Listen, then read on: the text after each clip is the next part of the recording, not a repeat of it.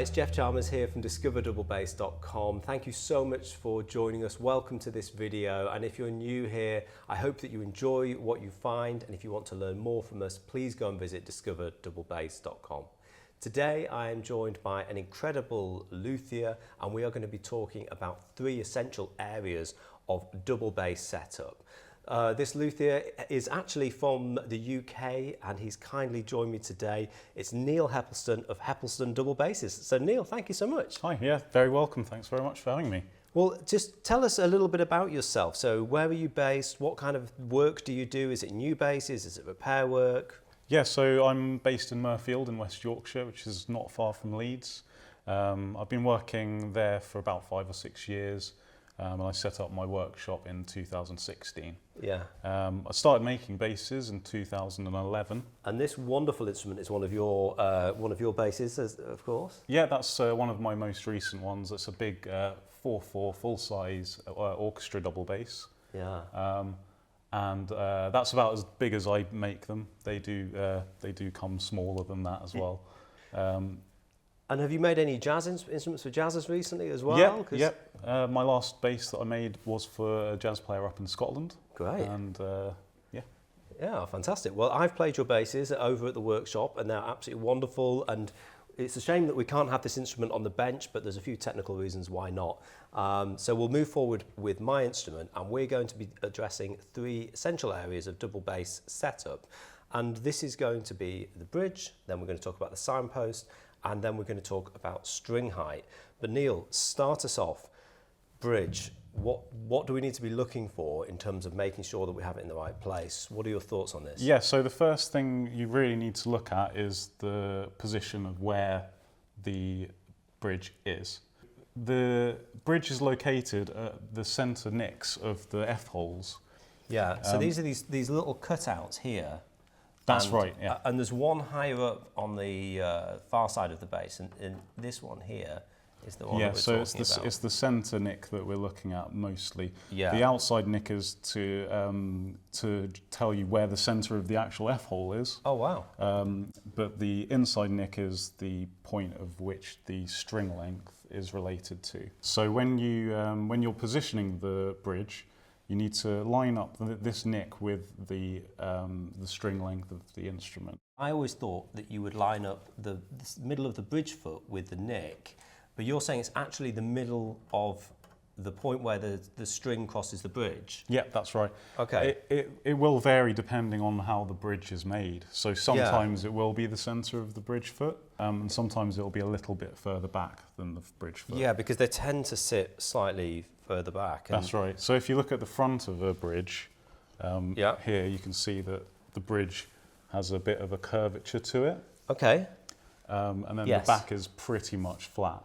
So for people looking at home, it's this slightly more curved here that's facing in that direction, and then slightly flatter at the back. Is that what you're saying? Yeah, that makes sense. So that then might position the strings slightly further in this direction. Yeah. Got you. So the main thing that you do is you're using like a steel rule, center of the nick, or the nick should be in a line with where the string crosses the bridge. Yeah, that's correct. Great. Is there anything else in terms of positioning the feet that you want to mention? Yeah, there's a few other things as well. So you want to keep it centre to the fingerboard. So when you're looking down the fingerboard, the bridge should be in the centre of that. Now, all basses are completely different, so the necks will sometimes be a little bit wonky, they'll be off to one side, the F-holes will be cut in slightly different weird angles, all sorts of things happen. And also the arching of the front can vary quite a lot. So the best thing to do really is to go for the fingerboard. Right, okay. Because that's where the strings are running down. Just trying to get it centre of there and then in line in that direction, yeah? Yep. And the final thing you really need to think about with the bridge feet is that there's no gaps between the bridge foot and the front of the instrument. So often when you change the strings or you're tuning up a lot, that tension of the string tuning will pull the bridge forward, and sometimes there will be little gaps. So it would lift. Yeah, that's right. Yeah. So if you are tuning or changing the strings, just make sure you sort of push the bridge back a little bit Yeah. so that the bridge foot is always fully on the front. Yeah, because as you tune up, it's being pulled in that direction, so you want to pull it back slightly in this direction to make sure it's still straight. So, second area of bass setup, Soundpost. Talk to me about where the Soundpost should be, and in fact, I believe you've got one to show us what one looks like. So a Soundpost is just a post, basically. Yeah. In every other language, it's called the soul of the instrument. Is it? Yeah, but in England, it's much more practical. It is just a post. Oh, okay. So it really is the soul of the instrument, though, because it will change the sound dramatically, and depending on where its location is. So if you want to find out where your Soundpost is, it's very simple. You just get a bit of paper or a bit of cardboard, cut a line into it. Yeah. And you can post it through the F-hole until you find the Soundpost. You can hear it there. This side is knocking against the Soundpost, which is basically here. Yeah. So that's the edge of the Soundpost. So if I bring this post here, it should be basically there on the inside of the instrument. Okay, interesting. And the best position for that is around 10 to 8 millimeters behind the bridge. Okay.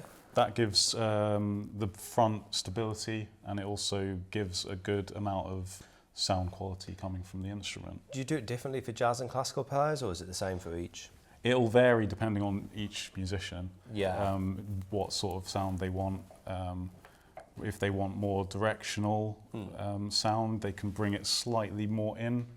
If they want a fuller sound, they can bring it slightly down towards the bottom of the instrument. So how far is mine away then? Shall we have a little look? So I've got my ruler here and measure that. It says 10 millimeters, so that's fine. I mean, I would say that's a good starting point. So the other consideration is where the Soundpost is in relation to this direction. If you pass me the post a moment, so what we're talking about is whether or not it's nearer there or nearer this way, yeah? Yeah, that's right. So yeah, because so far we've established that it's in that direction, how far? So how do we work out where to go like this? So the best thing to do here is we measure where the bass bar of the instrument is, which is a bar that runs along the inside of the instrument. And you can use this edge of this tool to show you where that lines up. And it's usually a few millimeters. And it runs underneath the bridge foot. Right, I see. So that's got to basically match with the Soundpost. So are you looking at this measurement here? Yeah. So right at the end, and it might be difficult to see on camera, maybe if I actually move this a second as well, just to help us get a little bit closer. But essentially, this piece of card is now crossing the bridge foot by what, 3 mil? It's probably a few millimeters. That's 4 or 5 millimeters. Yeah. So it needs to then be the same on this side. Yeah, that's the best starting point, is to get that to match. Right, I see. So that shows the Soundpost is there. Yeah, it looks about right. It looks about right, yeah. It's a little bit further towards the treble side, but that's okay. Yeah. If you bring it out to the treble side a little bit, it's all millimeters, these. It's very, very small measurements. If you bring it over to the treble side, it'll raise the volume of the low end. Oh, right, I didn't know that. And if you bring it towards the centre, it will raise the volume of the high end. So if you do have strings or a set of strings that are mismatched when you're playing, a little bit of Soundpost adjustment can even them out really, really easily. Do you advise that if your Soundpost falls, would you get a professional to set it, or is it something that could be done by anyone? Yeah, always go to a professional for the Soundpost. Obviously in a concert or a gig situation where the Soundpost might fall out, then you're going to have to do some sort of job quickly. Yeah. But at least you know roughly where it needs to be.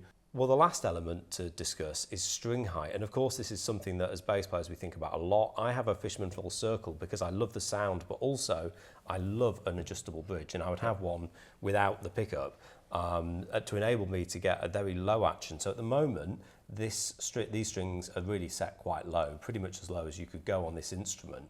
But I know that string height is something that bass players think about a lot. Maybe you could talk to us about getting the optimum string height and how people should approach setting it up and what they should aim for. Yeah, there's a few elements to look at here as well. So yeah, as you said, your string height is very low. It's very good for jazz playing. Shall we have a little look and see? Yeah, let's have a little measure. So we measure at the end of the fingerboard. So right at the end of the fingerboard you measure, and then you measure to the point of just underneath the string. Yeah, so it's about 4 mil, something like that? I don't know. Yeah, 4 millimeters. I'm glad you're here, Neil. I don't have my glasses on. And did we say that we thought this is around? If you just bring it back a little bit, that is 8. 8. Okay, yeah. So 4 and 8 for this particular bass. But these aren't measurements that everybody should be aspiring for. This is just what this particular bass is set up. Your strings are very low, but maybe if you're playing a lot of arco, you'll want the strings to be a little bit higher. So generally the average is about 6 on the G and a 9 on the E. Yeah. And then if you lower them, it's really a lot easier for jazz because you can get around the strings much easier. And for me, in terms of lowering the string height, I don't mind having the growl on the E string, but what I don't want the rattle on the G. I don't want any growl or buzz on the G. I need that to speak clearly, but actually I quite personally enjoy the sound of a little bit of growl, especially on that nice low G. Yeah. But I guess if I was playing classical music, I'd really have to, I'd slightly raise the string height to allow me to have more string clearance, because also with classical music, the strings are oscillating really far by the use of the bridge, the bow. Yeah, exactly. So when the string does move under a bow, there's a lot of area where it will be moving around. So you need a scoop in the fingerboard. So describe that to me then. So it's going like this, is that what you mean? Yeah, so along the full fingerboard there should be an even scoop. It's just a very small scoop of a couple of millimeters really, not very much at all, with the lowest point being at the neck joint. Okay, interesting. It also helps, so if you're putting your fingers onto the note, there's clearance throughout the whole fingerboard. Right. And again, normally with jazz, you don't need such a scoop, and also you don't need the radius to be such a high radius. So it could be a flatter board. Whereas classical, you want to be able to get the bow around and not hit any of the other strings. So there's a bigger radius there. That makes a lot of sense. How about the nuts? How do you like to set that? Because I find that if that's too high, it can be exhausting on the left hand, and people tend to focus a lot on this end when they're thinking about string height. But actually, you know, having a well set up bass involves, for me, being comfortable in the lower positions. Yeah, it's very important as well, because you're putting down a lot of weight on this end of the instrument. So they should be really, really low. I tend to do almost sort of under 0.4 millimeters. Okay, wow. So it's really, really small little distance between the bottom of the string and the fingerboard at that end. Almost nothing really. But you do tend to see a lot of basses with really high nuts, and it really can affect the sound and it can affect playing. And you want it to be able to, you want the bass to be really, really nice and easy to play, and that will increase the quality of the sound. Absolutely. And I think with the nut height and the bridge height, we really need to make sure that the fingerboard is shaped properly, because if you have a bumpy fingerboard, if it's not as cleanly cut as this one is, so this was done by Martin Bailey, he's a wonderful luthier in the UK, and I actually saw him do it, and I think he used one of those scrapey things. There's lots of different techniques. Yeah. It's always good. Every luthier has many, many different techniques to each other. I use planes and scraper planes and scrapers and sanding, and Well, Neal, thank you so much. It's really been a pleasure. And in terms of your instruments, are you always kind of going for the same kind of setup, just really optimizing it in the same way, and then the player comes in and maybe they like it the string height a bit higher or lower? Is that kind of how you work with someone when they commission a bass? Yeah, it will always depend on what sort of player they are. So I always start off talking to them about what style of music they play, what they really want to get out of their instrument, and how and their own technique as well. So everyone's got their own technique. Some people will need a higher string height because of how powerful they are. Some people are very gentle players and they can have nice low string actions. So again, it always depends on the bass and the player. Wow. Everyone has a different need, really. Thank you so much. And where can people learn about your beautiful double basses? Where do we go to find out more about you and your work, Neal? Yeah, so my website's www.hepplestondoublebases.co.uk. Cool. hepplestondoublebases.co.uk. We'll provide links below the video for that, as well as obviously for your social media links and things. And you are a player as well yourself, so... yeah, a little bit. Not compared to my customers, but yeah, I do play a little bit. Oh, that's fantastic. And if you're in the West Yorkshire area, please go and visit Neal's workshop if you have the opportunity. If you're looking for your bass and you want it set up properly by a luthier, he will be able to help you really do something special. And of course, his instruments are really spectacular as well. This is a round back bass or swell back bass, so we weren't able to lay it flat on the table today. So my bass is sitting in as an extra. But yeah, thank you so much for watching at home.